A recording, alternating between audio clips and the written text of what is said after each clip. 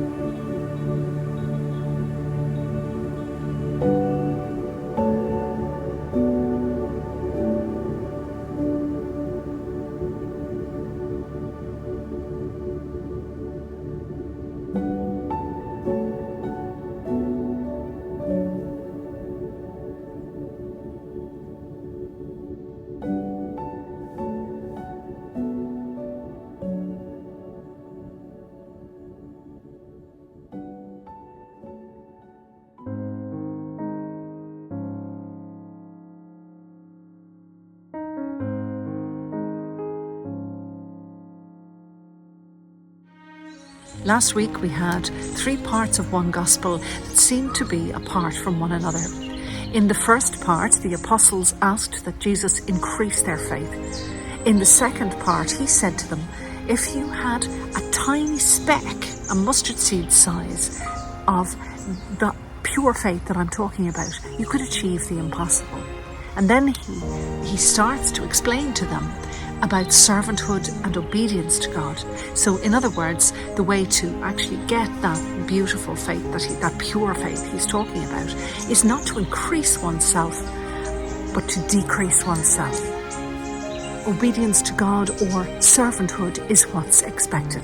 And that's what he was getting at with the third part of last week, and that story about the servant who comes in from a day's work, and the expectation is that he continues to serve the food and not sit at the table. So what does obedience to God look like? We moved into an understanding that being obedient to God is to put him first and to give him all that we are. To rely upon him, to take his hand through every day and say, I'm walking into every individual moment knowing that you are there and with you, God. There is one other part to this obedience that creates that beautiful drop of pure faith that we all long for. And it's given to us in the gospel reading this morning. Let's have a look and see what that is.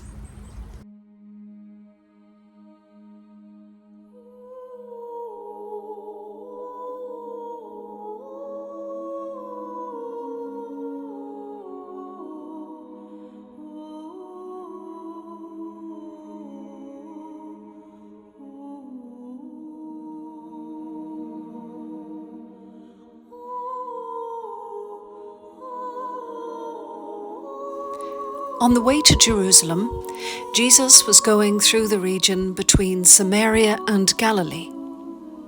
As he entered a village, 10 lepers approached him.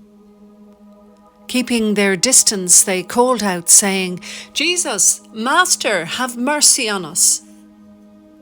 When he saw them, he said to them, "Go and show yourselves to the priests." And as they went, they were made clean. Then one of them, when he saw that he was healed, turned back, praising God with a loud voice. He prostrated himself at Jesus' feet and thanked him. And he was a Samaritan. Then Jesus asked, "Were not 10 made clean? But the other 9, where are they? Was none of them to be found to return and give praise to God, except this foreigner?" Then he said to him, "Get up and go on your way. Your faith has made you well."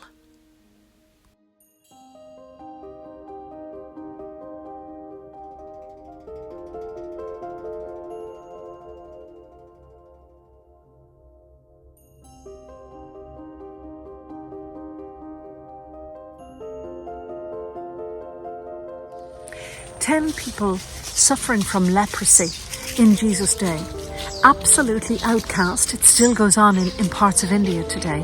Absolutely outcast from their families. The women in particular disgraced because they may never find a husband.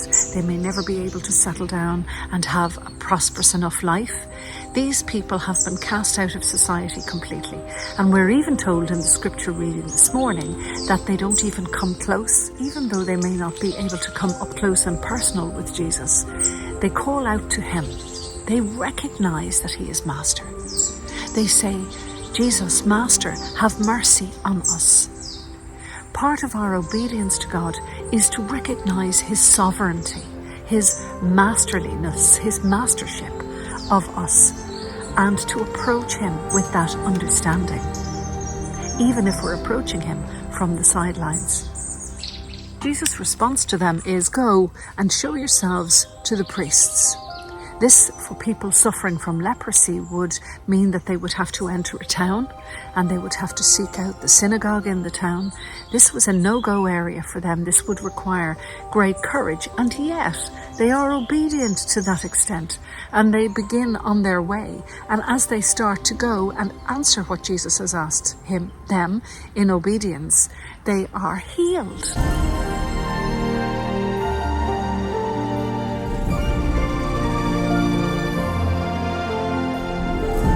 The grace of God can span any distance, and it was in the journey back for them into society again that the healing took place for them.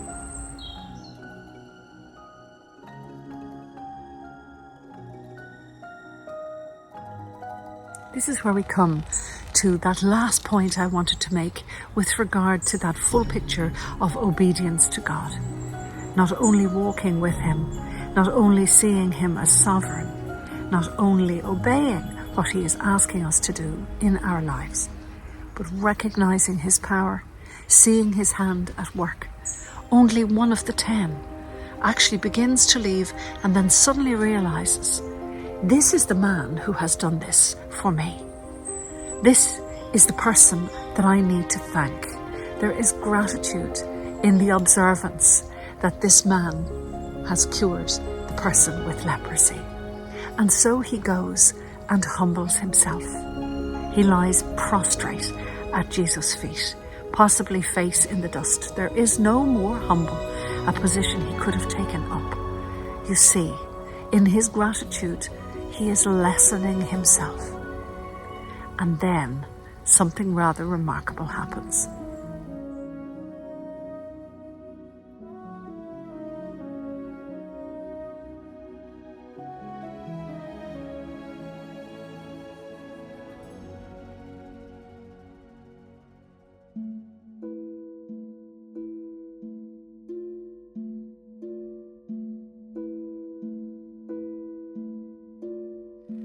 I think that the last line in this scripture is the most important. Jesus says to him, "Go on your way. Your faith has made you well." Now let's think about this for 1 minute. This man had been cleansed already. I believe that when Jesus says your faith has made you well, he isn't talking about the bodily affliction. He's talking about the heart and the soul of an individual. The gratitude shown by the man and the humbling of himself at Jesus' feet, the recognition of Christ at work in his life, opened the floodgates for complete healing, not only of mind or body, but of spirit. Today, as we think of the holistic aspect that surrounds that tiny seed of pure faith, we see obedience, we see the acknowledgement of sovereignty, we see an absolute reliance on God, but today we are reminded we also see a recognition of his hand at work and the gratitude that comes of that, which grows that seed of faith completely and allows us to open up the spiritual part of ourselves. That's when things begin to happen. That's when the impossible tends to happen, when we are made well and open to the divine.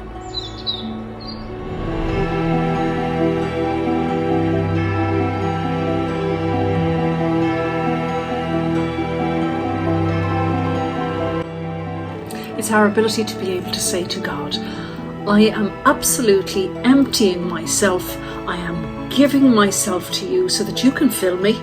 I'm giving my hand to you so that you can walk with me through every minute of my day.